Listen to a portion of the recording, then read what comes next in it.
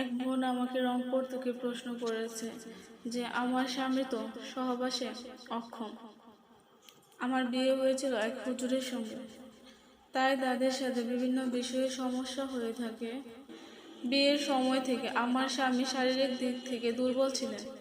প্রথম দিকে নিজেকে মানিয়ে নিয়েছিলাম, তো ডাক্তার দেখেছে ডাক্তার তার বীর্য প্রায় শেষ হয়ে গেছে। সহবাসের সময় সর্বোচ্চ 1-1.5 মিনিটের মধ্যে বীর্যপাত হয়ে যায়। সে কোনোভাবে স্ত্রীর হক আদায় করতে পারে না। এছাড়াও আমার স্বামী নামাজ পড়ে না। তো বোন নামাজ পড়ে না, এটি একটি গুরুত্বপূর্ণ বিষয়, কেননা বেনামাজি সঠিকভাবে মুসলিম থাকে না। আল্লাহ তাআলা তাকে হেদায়েত দান করুক। মনে চাইলে কখনো 2 ওয়াক্ত নামাজ পড়ে, বেশি জোরাজুরি করলে আমার সাথে ঝগড়া করে। কোনোভাবে তাকে পুনরায় 5 ওয়াক্ত নামাজি বানাতে পারতেছি না। এখন আমার কি করা উচিত? আমি তাই তালাক নিতে চাচ্ছি। আমার প্রায় 2.5 বছরের একটি সন্তান আছে, তাই কি করব বুঝতে পারতেছি না। দয়া করে আমাকে সঠিক পরামর্শ দিন এবং আমি যাতে করে উপকৃত হই, বা আমার এই পরিস্থিতিতে কি সিদ্ধান্ত নেওয়া উচিত। তো প্রিয় পর্দার আড়ালের মা ও বোনেরা, একটি হচ্ছে শরীয়তের বিষয়, আর একটি শরীয়তের বিধানে যেরকম স্বাধীনতা আছে আপনি এরকম করতে পারেন। তখন পরামর্শ আপনার জন্য যেটি বেশি উপকারী হবে দাম্পত্য জীবনে বা আপনার জন্য যে পরামর্শ সার্থক হবে বা উপকৃত হবেন সেই পরামর্শ দেওয়ার চেষ্টা করব। তো আশা করি বিষয়টি বুঝতে পেরেছেন।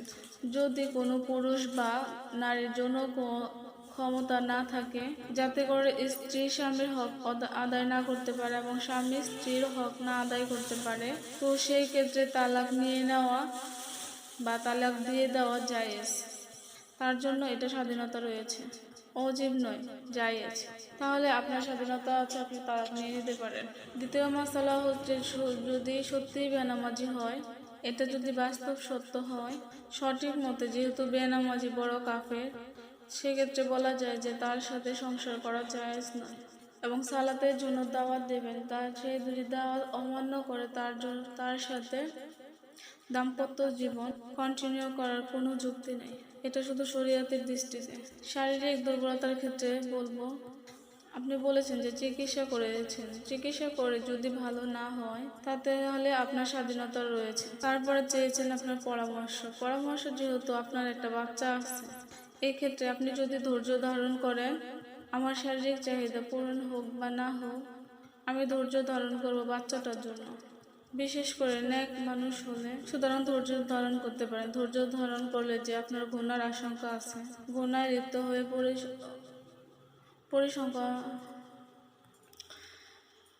গুনায় লিপ্ত না হওয়ার কারণে আপনি দ্বিতীয়বার কাউকে বিয়ে করে নিতে পারেন।